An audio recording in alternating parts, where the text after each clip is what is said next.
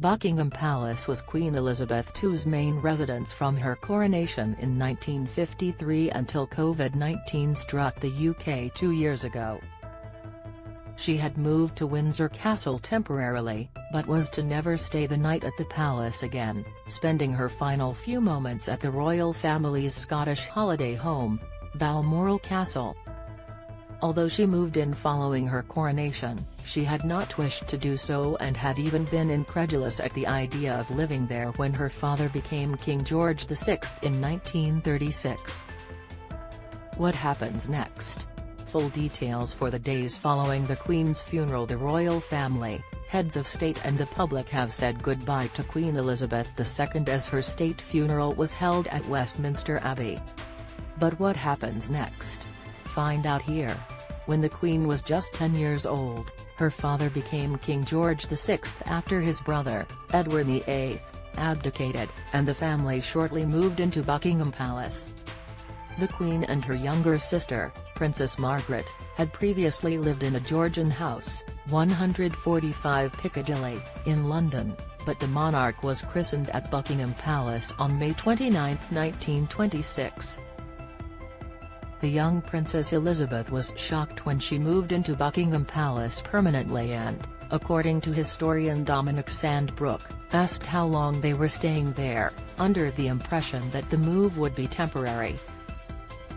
Speaking on the podcast The Rest is History, published after the Queen's death on September 8, Mr. Sandbrook said it must have been a horrible realization for the then 10-year-old Queen that the drafty 775-room palace was her home forever. Speaking on the podcast, Mr. Sandbrook explained that the young Queen was told, "Yes, this is it now." The Queen on the balcony at Buckingham Palace when her father became king. Image, Getty. The Queen and Princess Margaret in the schoolroom of Buckingham Palace. Image, Getty. He continued, "It's easy to sound mawkish now I suppose, but that must have been an awful thing for a 10-year-old. I mean a 10-year-old who's already conscious that they've missed out on a lot that the other children have because they don't go to school, they don't have loads of friends. And now they're told you have to live in this very chilly, drafty palace and your life is going to be defined by a kind of emotional austerity." The Queen and her younger sister were taught by governesses.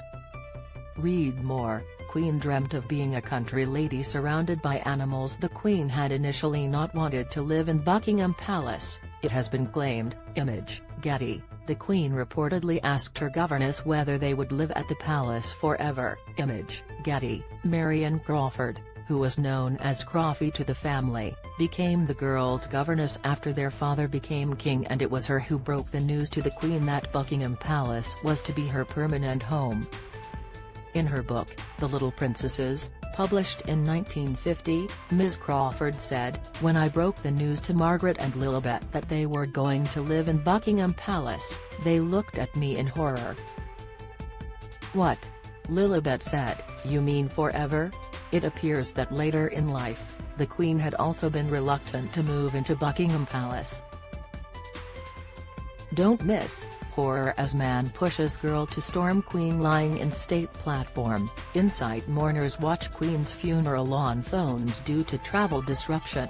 Analysis Army bomb squad rush to scene as police evacuate area. Report, Winston Churchill urged the Queen to move into Buckingham Palace when she became monarch. Image, Getty. Trending according to Penny Junor, the royal biographer who wrote The Firm, The Troubled Life of the House of Windsor, published originally in 2005, the Queen had not wanted to move from Clarence House upon her father's death in 1952.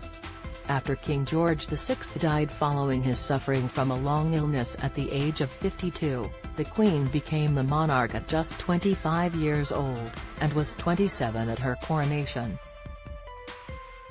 It was, told Ms. Junor, Sir Winston Churchill, the then Prime Minister, who encouraged her to move into Buckingham Palace with Prince Philip and the now King Charles III and Princess Anne. Ms. Junor wrote, "None of them wanted to go.